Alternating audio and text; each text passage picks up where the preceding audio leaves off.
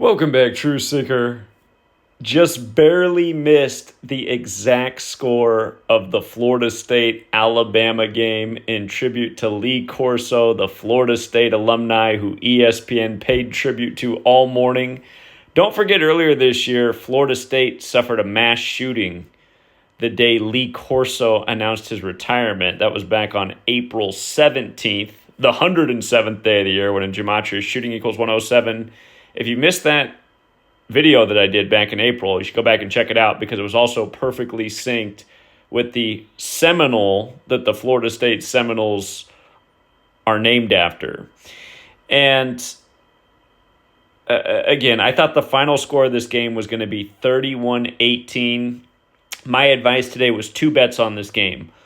One, for Florida State to cover. They were a 14.5-point underdog. Notice they won by 14 instead of, as the experts predicted, lose by 14 or 14.5.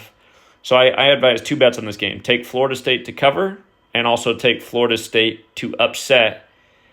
And I thought the score might be 31-18, even though 18 is an uncommon score. In hindsight, I'm like, man, maybe I should have just went with 31-17. 17 is a pretty common score in football.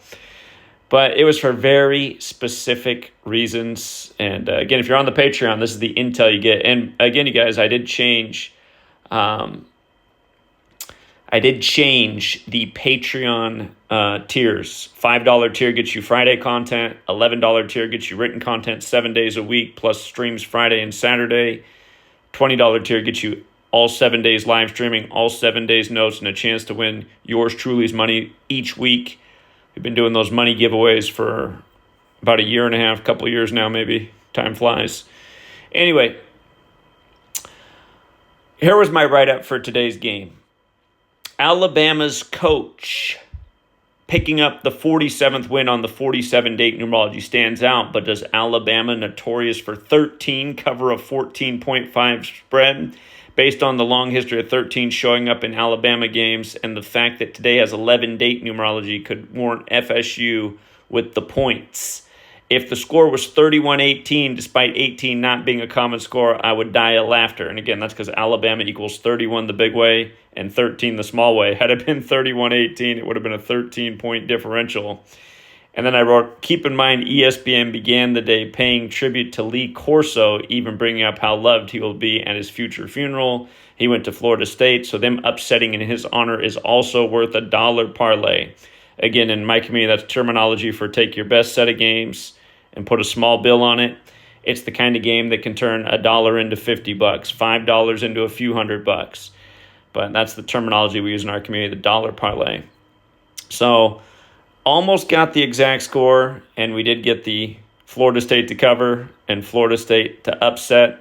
And again, off to a little glorious start here for our college football season. South Dakota, Iowa State was just a no-brainer.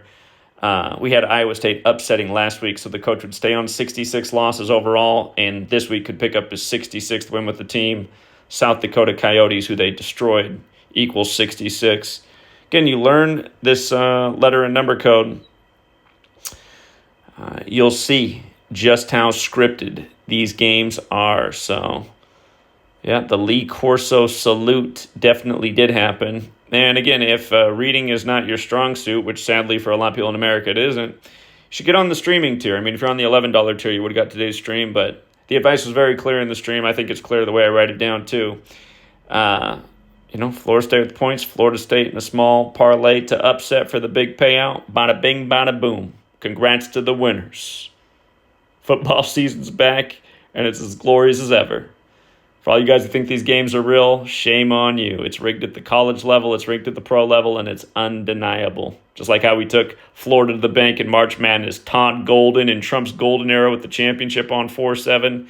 And don't forget what they did to poor George Floyd during that, or not George Floyd, but George Foreman in that tournament. Remember George Foreman, who fought in 81 fights and died at 76?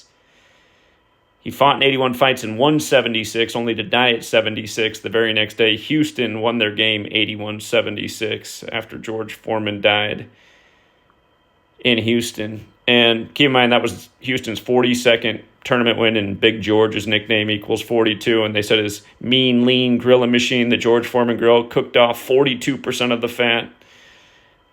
sick jokes. But hey, the silver lining is you can take advantage of them if you got the gematria lens. For all you guys who think this stuff's a joke, again, you got to be really dumb. I've been here for over a decade exploiting 31-13 in Alabama games like nobody's business, and so is this community. Till next time, everybody.